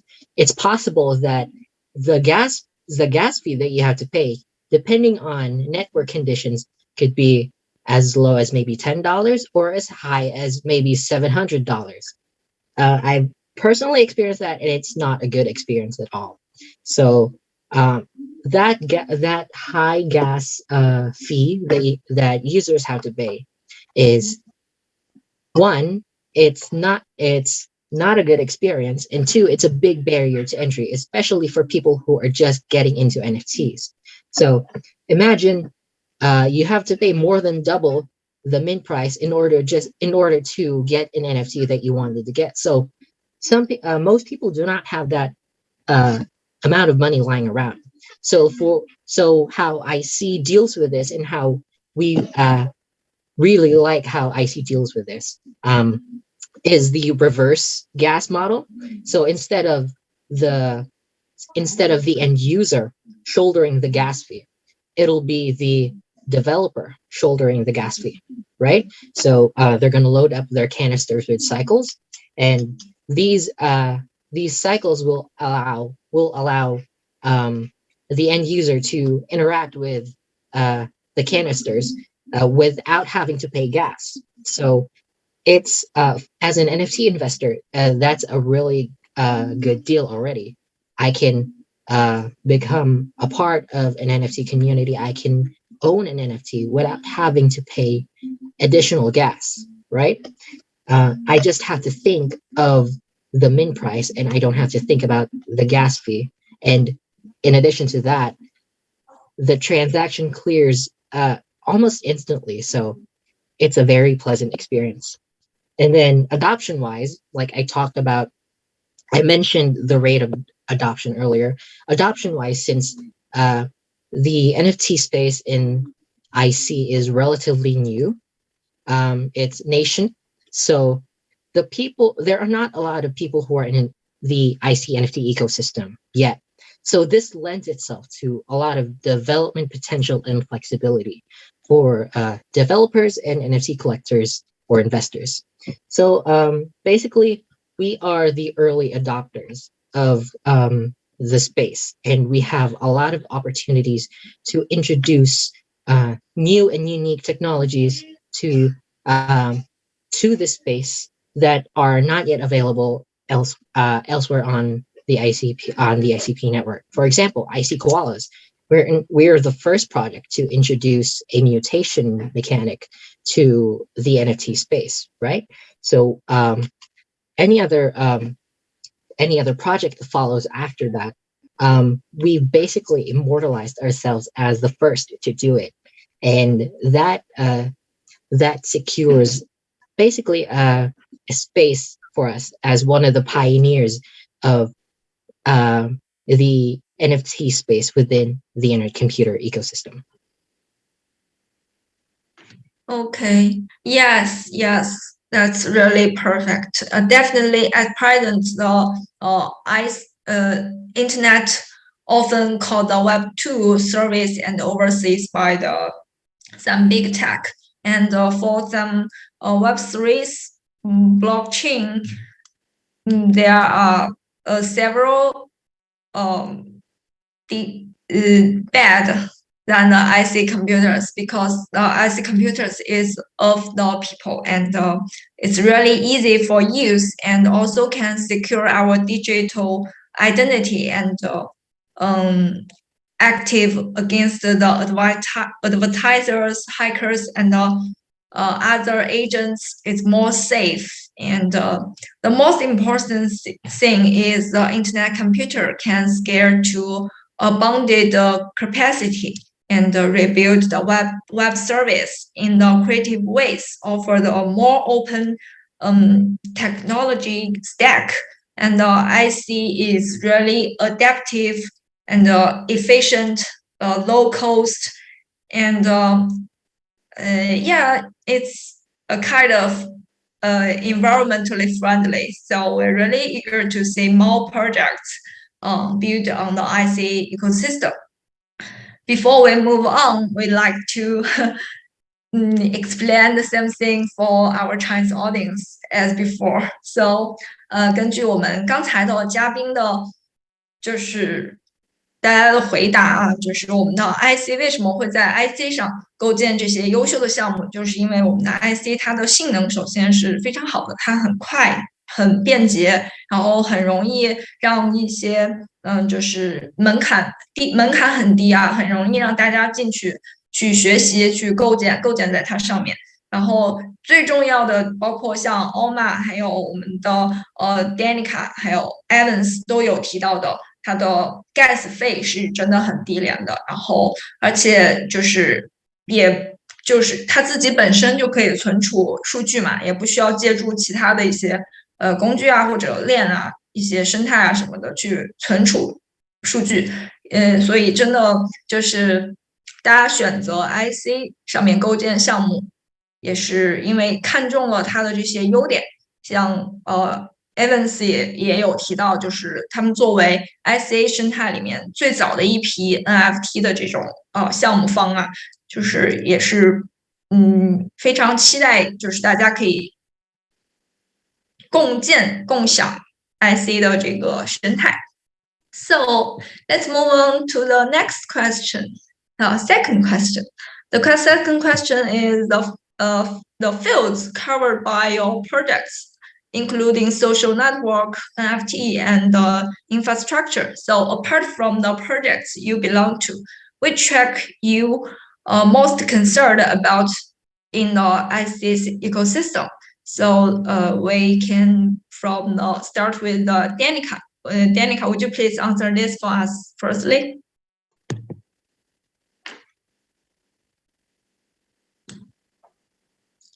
Hi. Hello. Yeah, Hello, we can see. We can hear you.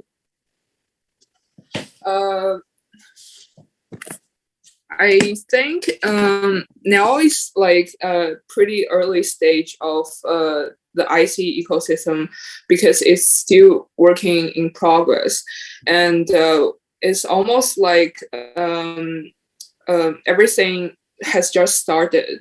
So we can see a lot of social media like trying to build on the IC system and also NFT and infrastructure, but with the like special features of IC, I believe in the future there will be something like bigger and something we cannot imagine right now. Just like the quantum like computer, you know, like imagine like 20 years ago or 30 years ago, you never heard of something like quantum computer. You can't imagine the speed and the calculation and the function, because that's something like is something out of our imagination. It's something out of our the present age. We can't really predict what's IC gonna bring like in the future, because IC is a very creative stage for a lot of developer. So I think there will be more projects that people can not imagine right now, and I feel like to to predict those things is kind of difficult, but we will see like what happen in the future, because a lot of things, you know, you can't like imagine right now what really happen in the next 10 years or 20 years. Maybe in the next 10 years the internet computer just start replacing the centralized internet, right? We can't imagine those things, and we can't imagine what happened after they replace the Web 2.0.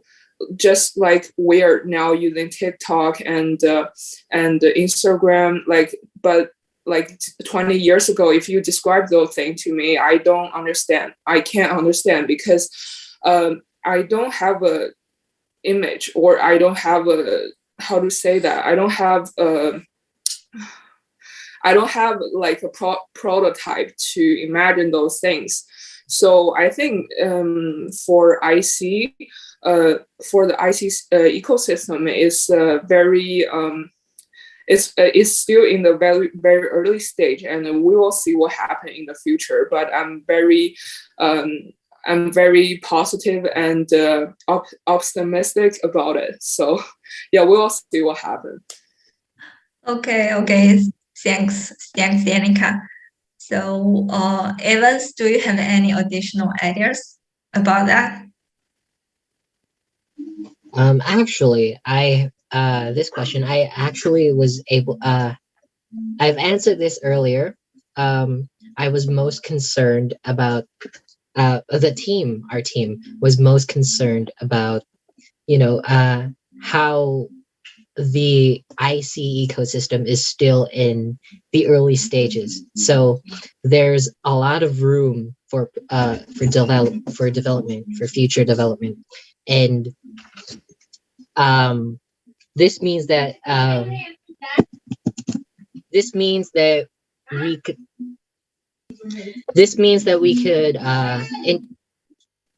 could introduce new technologies and mechanics to the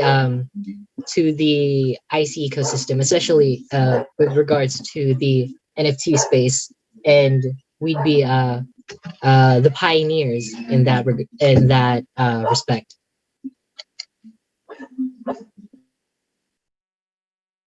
Oh, okay. The last but not least, Omar, we'd love to hear your thoughts as well. Sure. So concerns, looking at them like future problems that we don't know if they're going to happen, but they might happen. I will start with government banning. If they start prohibiting blockchains or these kinds of cryptocurrency, NFTs, because we've been watching on the news lately that a lot of regulations are coming up. I think that's a big threat to the whole, not only the internet computer, but the whole crypto market. I hope governments came to an agreement where we can just pay taxes of our transactions and they just let us continue with this. So yeah, the regulations are a big concern for us.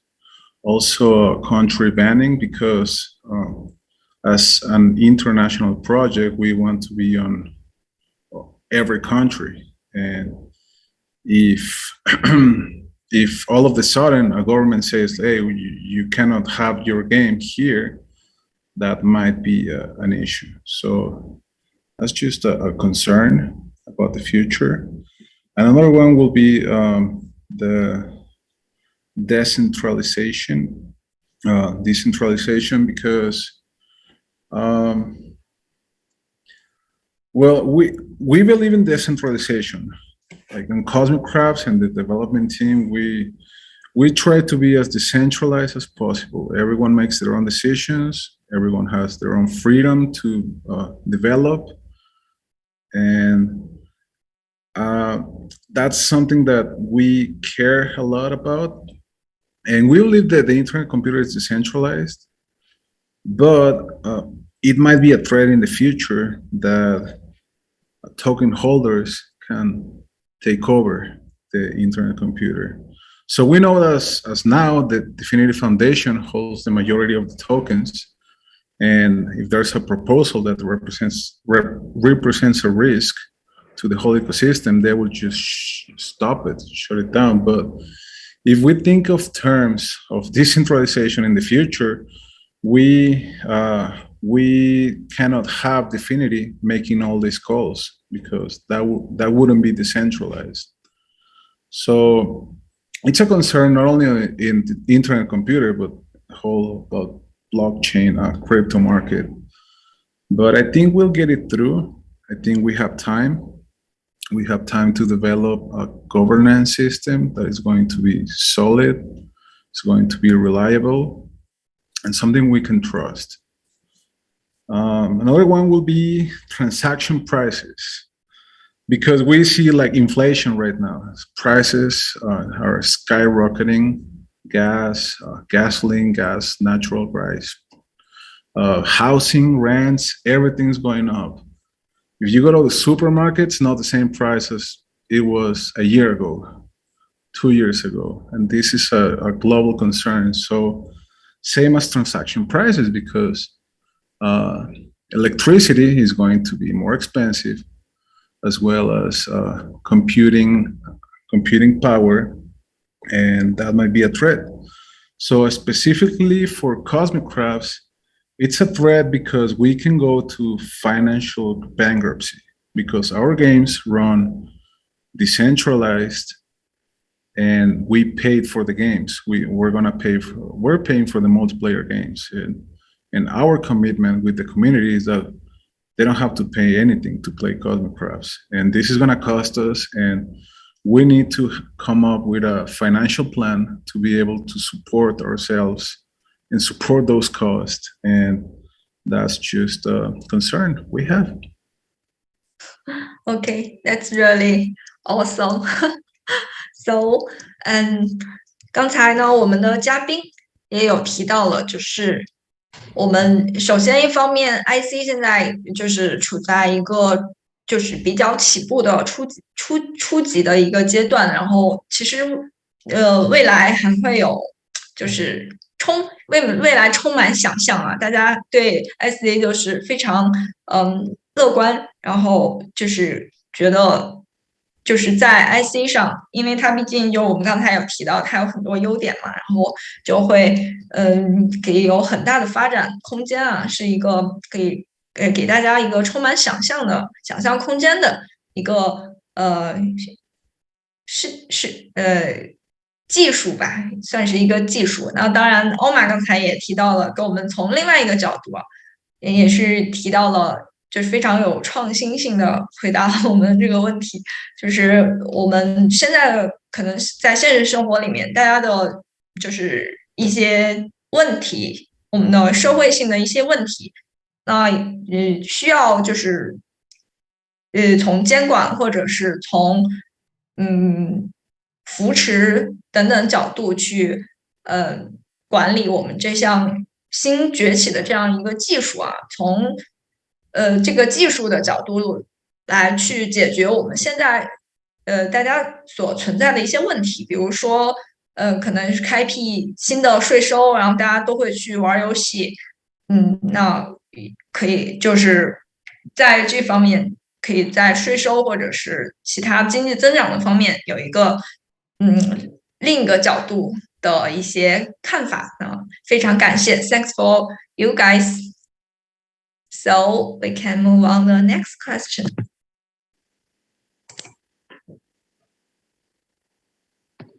Okay. So the Dominic gave a talk titled "Truly Decentralized Internet: What Does Web3 Looks Like?" at the Australian Blockchain Week. So, what do you think are the characteristics of the Web3, and what contributions do you think the IC has made in promoting the development of Web3? So, and we really want to start with Evans. Evans, would you please answer this for us firstly? Of course. I would say Web3 has three major characteristics. This would be one, improved privacy and transparency, two, decentralization, and three, governance. We can best see why these characteristics are important when we compare to Web 2. So I'm going to give a short background on Web 2. So Web 2 is basically the dynamic internet, right? So with Web 1, you can read info on the internet, but you cannot add info to it. You cannot write to it, basically. With Web 2, you can now not only read but also write info to the internet. But what this introduced also, this also introduced some problems, especially with regards to user data and privacy. So Web 2 made it possible for users not only to take information from the digital world, but also add their own. But the problem is sometimes this addition of information also happens without their knowledge. So data harvesting from social media platforms, from search engines and stuff like that. And this information would come into the hands and into the control of a few centralized authorities or companies. This would be the tech companies such as Google, Amazon, Facebook, Meta. No, not Facebook, Meta. Those kinds of companies. Normally, that should not be that big of a deal, right? We trust centralized authorities with lots of other things in our day-to-day lives, such as banks. We trust banks with our personal information and of course, our money, and they are kept in line by government regulations. However, in the context of the internet, what these centralized tech companies do is once we hand over our data to them, with or without our knowledge, they then sell this data to advertising companies, right? So not only do we not have control of our data anymore, we've been turned into the product. So they use this information to sell us, give us even more targeted ads, and to, the nice way of putting it is to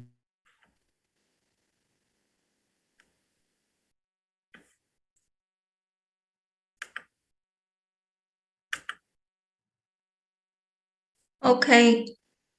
Hello? Yeah, we can hear you, Evans. I'm sorry, I got disconnected. So I'm just going to get back to where I was. So now we have right, we have these tech companies selling our information to advertising companies to bring us more targeted ads. The bottom line is we don't have control over our data once we don't have total control over what happens to our data once we upload it to the internet. So how Web3 fixes this, how Web3 changes this is one by introducing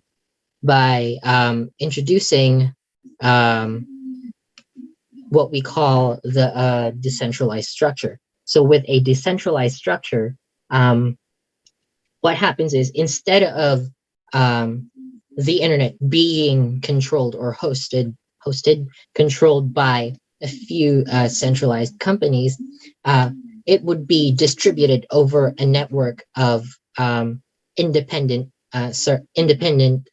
computers over the entire network. And what this would do is it would take the control away from the centralized companies back to basically the people.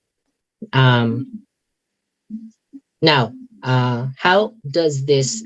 It sounds like with everyone else holding our data instead of these centralized companies, it sounds like we actually lost our privacy even more. But the way that Web3 deals with this is with cryptography and blockchain technology. So cryptography allows us to keep an anonymous profile on basically an anonymous profile on Web3 and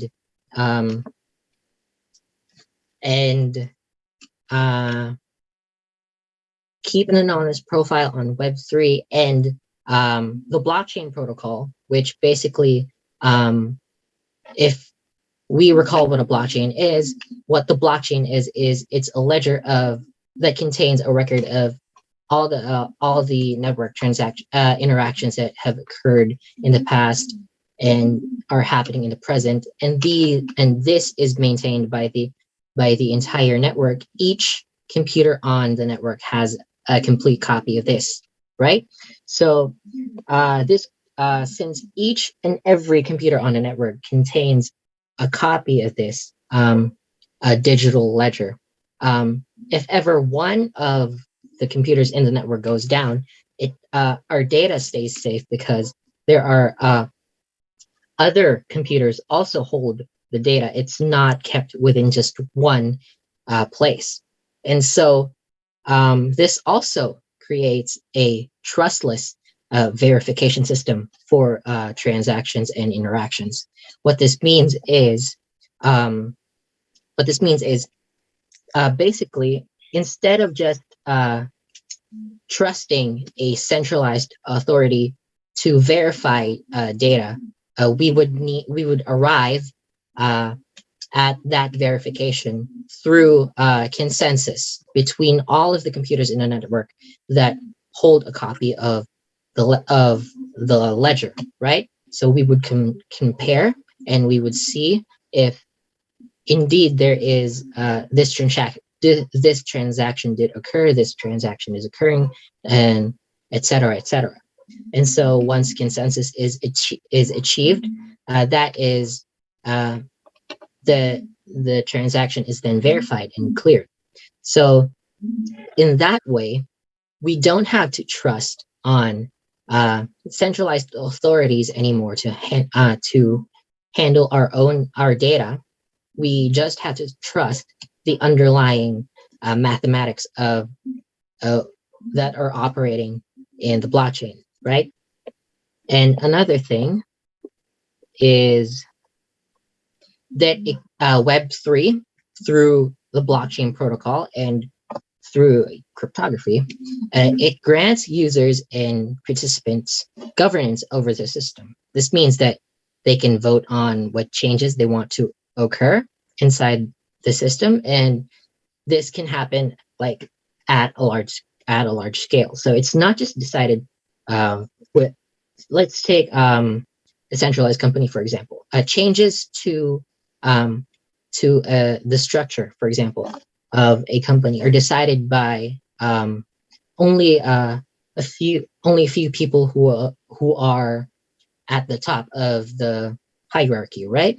And so that change, how do you call this? That change trickles down to the entire structure of the company. What Web3 does instead is, instead of just a few people deciding what changes need to occur, it will be everyone on the network who is participating, and if they want a certain change to occur, they can vote on it. So how does this happen? Let's take the Internet Computer, for example, right? So, for example, the IC has its own governance system baked right into it, called the Network Nervous System, right? Or the NNS. Basically, the NNS is responsible for managing the entire Internet Computer. Within the NNS, there are things called neurons, and these neurons allow their holders. These neurons allow their holders to take part in decisions about what changes should be made to what changes should be made, what proposals should be approved, by allowing them to vote, and by giving their voting power through how much ICP tokens they hold. So this means that the only way to participate in the voting is to be invested into the system, and no authority other than what is granted by the system may interfere. So, for example, we have the federal government. They want to interfere, so to speak, with this voting process. They cannot do so with just the authority that they hold through the law, right? They have to actually take part and be invested in the system by holding tokens and holding neuron.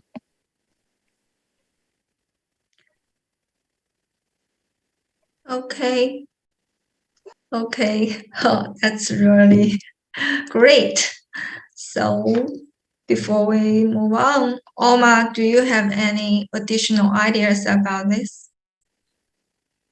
Sure. Well, yeah, just to talk about the Web3, the characteristics, it'll be to talk about the pillars of blockchain. So we know three of them, which is decentralization, transparency, and immutability. Immutability, yeah. So these three pillars are the base, are supposed to be the base of every blockchain. So with the decentralization comes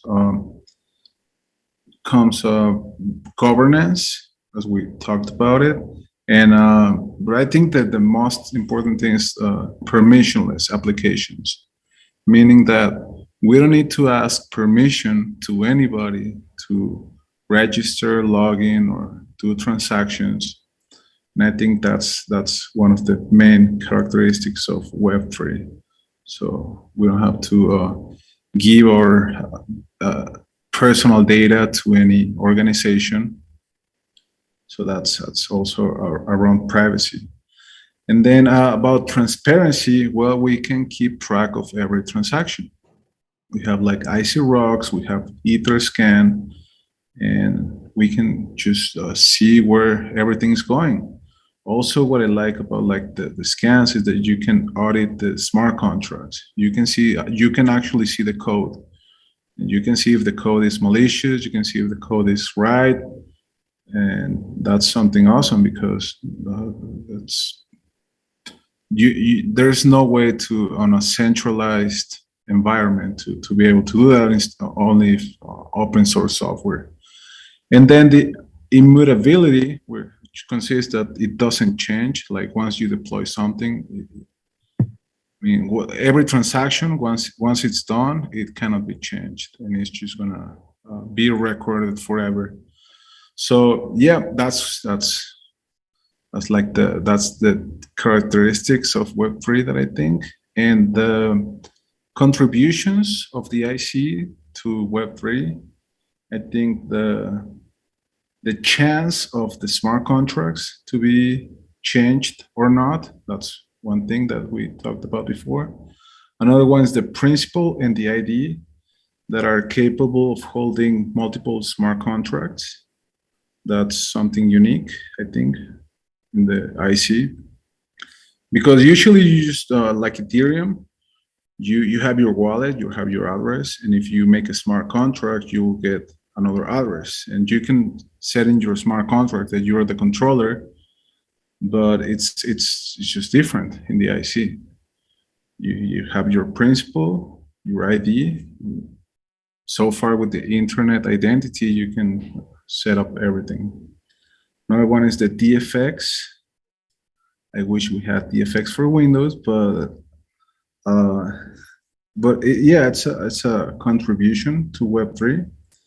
The reverse gas fee, of course, as we mentioned before, that the fact that users don't have to pay for transactions. And another one is the privacy, because you can choose whether or not to show your code or to audit your code. It depends on you and depends on the community if you're willing to share that with them. So we're open, Cosmicrafts, we're gonna be open source, we're gonna have the code audited, everything on track, and we're gonna try to use the best technologies we have available for the IC.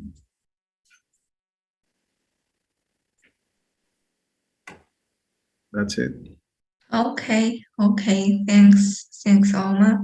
So, and Danica, could you please answer this for us? Yes. I think for me, Web 3.0 are going to change everything what Web 2.0 did, because essentially Web 2.0 has created a unequal power dynamic between user and the agency, and we like.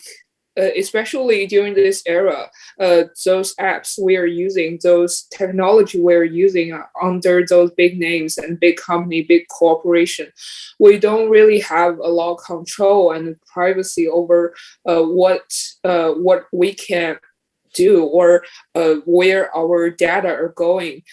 Because remember, like a couple of years ago, the Facebook scandal, even big companies such as Facebook, they don't really respect users' privacy. They are selling our data just like an object to the market, and the users don't acknowledge that, and we don't have control over that. That's one of the disadvantage of Web 2.0, which is also a centralized web service. But in Web 3.0, the users and the developers, we get our own governance. We create and we break those boundaries. Also, it's like Evans and Omar said, the Web 3.0 will have better privacy, because the decentralized storage empowered by blockchain will better protect users' privacy data, and also it won't. Those big names and also the government can't really control what decentralized data and the decentralized web, because essentially they don't have control over it. So I think it's more of a Web 3.0 is a how to say that, is a revolutionary change. It's going to give power back to the people, instead of those government or big names and those agency. I think in the big picture, the Web 3.0 is empowering empowering everybody, empowering those developers, those peoples who who don't really have a lot of control. They're just working day-to-day jobs in a tech company or in those big names company. They don't really have a lot of things to show in those company, but in Web 3.0, they can be themselves. They can do whatever they want. They have control over the thing they are doing, and they have control over the data. They have control over the governance. It's going to be totally different, and it's going to be revolutionary, as I said. And I think IC is this IC platform is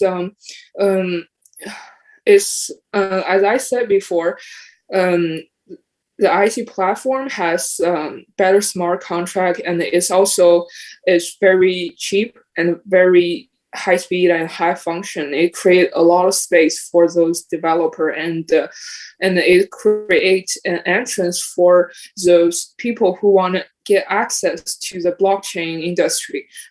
But in comparison, if they trying to get into Ethereum, there's gonna be very high gas fee.